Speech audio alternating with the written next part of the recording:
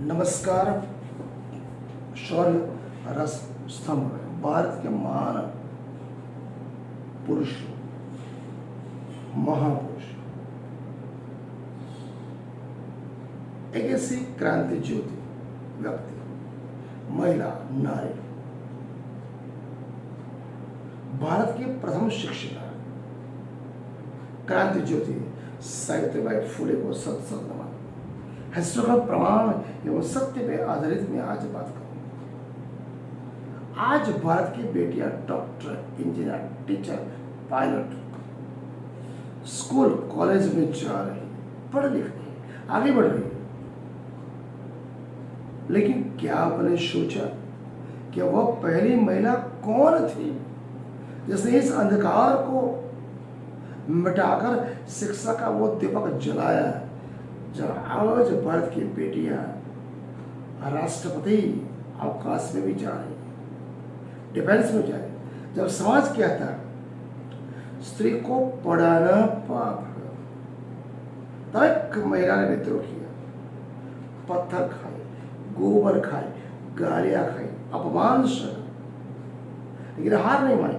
वो कौन थी? भारत की प्रथम शिक्षिका, भारत की प्रथम क्रांतिकारी सावित्रीबाई फुले। जन्म सावित्रीबाई फुले का जन्म 3 जनवरी 1831 महाराष्ट्र के नाय गांव में। पिता पांडुजी ने उसे पाटल। उस समय भारत की सबसे बड़ी 3 समस्या, स्थिति इतनी विकराल, अत्यंत दयनीय, लड़कियों के लिए शिक्षा बंद, बाल विवाह प्रचलित, विधवाओं पर अत्याचार, महिलाओं को न घर में, न बाहर में, न शिक्षा, स्वास्थ्य, बुनियादी सुविधा से संपूर्ण तरीके से वंचित। ऐसे समय में सावित्रीबाई का जन्म, कम उम्र में विवाह, केवल 9 साल की उम्र में उनका विवाह ज्योतिराव फुले से हुआ। लेकिन वह विवाह इतिहास की इतनी बड़ी घटना, जिसने भारत भूमि की शिक्षा व्यवस्था, महिलाओं की पूरा संपूर्ण जीवन परिवर्तन करने के लिए यह ऐतिहासिक घटना थी, क्योंकि ज्योतिबाई फुले को पत्नी नहीं चाहिए थी। उन्होंने सावित्रीबाई को एक क्रांतिकारी चेतना के स्वरूप में देखा। ज्योतिराव ने उस समय की सबसे बड़ी घटना, सामाजिक घटना, सामाजिक क्रांति, जब महिला पढ़ नहीं सकती थी, ज्योतिराव ने अपनी पत्नी सावित्रीबाई को स्वयं पढ़ाया। धीरे धीरे सावित्रीबाई पढ़ने लगे। फिर वही महिला भारत की प्रथम टीचर, भारत की प्रथम शिक्षिका, भारत की प्रथम आधुनिक शिक्षा बनी।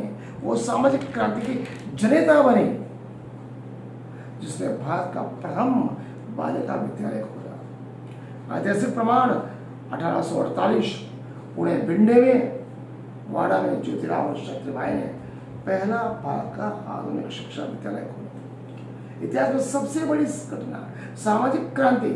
उस समय मानव समाज में भूचाल आ गया, धरती कांप आ गया।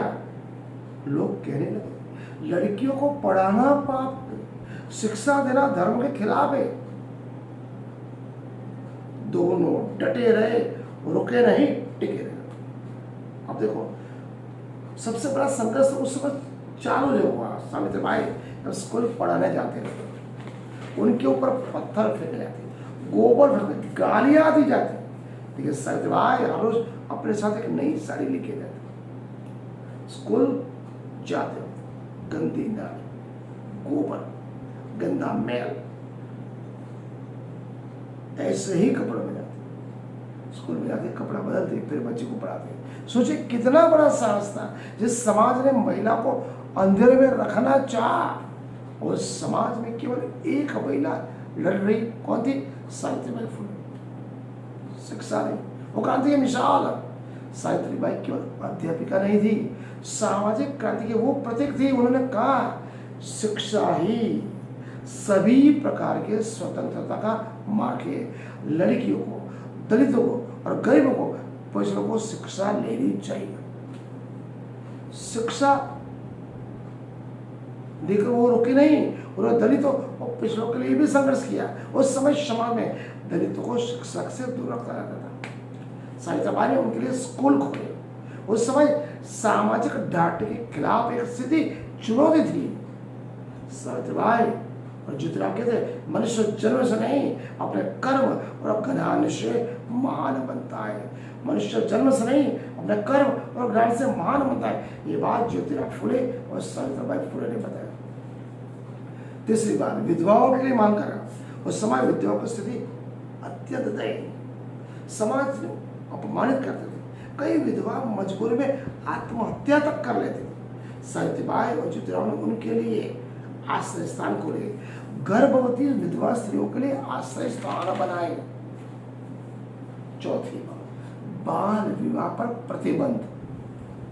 बकरू, बाल हत्या, लड़की की हत्या, बच्ची की हत्या, ऐसे प्रमाण पूरे दंपति ने बाल हत्या प्रतिबंधक साबित किया। जहां उन महिला और बच्चों को बचाया जाता है जिन्हें समाज ने मरने के लिए छोड़ दिया। विधवाओं, बच्चों, बच्चियों जो मरने के लिए समाज, वो चाहे वो किसी भी वर्ग का हो, उनके लिए उन्होंने प्रतिबंधक गृह बनाए। सबसे बड़ी घटना, धीरे धीरे सत्य बढ़ने लगा। 1873 में ज्योतिराव ने सत्य शोधक समाज की स्थापना की। इसका प्रमुख चेहरा कौन बने? सावित्रीबाई बने।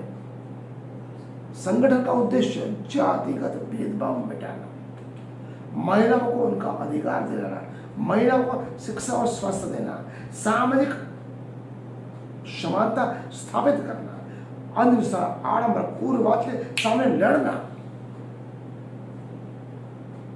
केवल अध्यापिका नहीं, कवियत्री और लेखिका भी नहीं, बहुत कम लोग जानते हैं। सावित्रीबाई एक महान कवियत्री थी। उनकी कविताएं समझने वाली। उनका प्रसिद्ध संदेश, जाओ शिक्षा प्राप्त करो, ज्ञान प्राप्त करो, जाति की बेड़ियां तोड़ो। जाओ शिक्षा प्राप्त करो, ज्ञान प्राप्त करो, जाति की बेड़ियां तोड़ो। जीवन के अंतिम समय में, उस समय महाराष्ट्र में प्लेग महामारी फैली। 1857 में प्लेग फैला। लोग मरीजों को सगे माता पिता, पति, माँ बाप और बच्चों को छोड़ के भाग रहे थे। सावित्रीबाई उस समय गरीबों को सेवा, बीमार लोगों को उठाकर हॉस्पिटल पहुंचाए। इसी सेवा के दौरान उन्हें संक्रमण लगा, वो प्लेग से ग्रस्त हो गई। 10 मार्च 1857 को इस महान आत्मा ने अंतिम सांस ली। उनकी मृत्यु नहीं थी, अमृत था। सावित्रीबाई की फुले की मृत्यु एक साधारण मृत्यु नहीं थी। वो मानव सेवा, मानवता के लिए शहीद बने। उन्होंने जीवन के अंतिम क्षण तक गरीबों, दलितों, पिछड़ों की सेवा की। इतिहास हमारा आज का कथित ब्राह्मण उच्च सर्वश्रेष्ठ सावित्रीबाई के लिए कम इतिहास बताते हैं। बहुत बड़ा प्रश्न है। भारत के प्रथम टीचर, महिला शिक्षका जननी, दलित और महिलाओं के आज फिर भी उन्हें सम्मान नहीं जितना मिलना चाहिए। आज की पीढ़ी उन्हें पहचानती। युवाओं के लिए ज्योतिराव फुले और सावित्रीबाई फुले का क्या संदेश? शिक्षा सबसे बड़ी क्रांति। अगर स्वतंत्रता चाहिए तो शिक्षा लेना जरूरी है। समाज बदलेगा कब? जब संघर्ष होगा। महिलाओं का सम्मान कर, चाहे वो किसी भी की जाति की क्यों न हो। अंधविश्वास, आडंबर और कुरीतिवाद के सामने आवाज उठाओ। मानवता सबसे बड़ा धर्म है।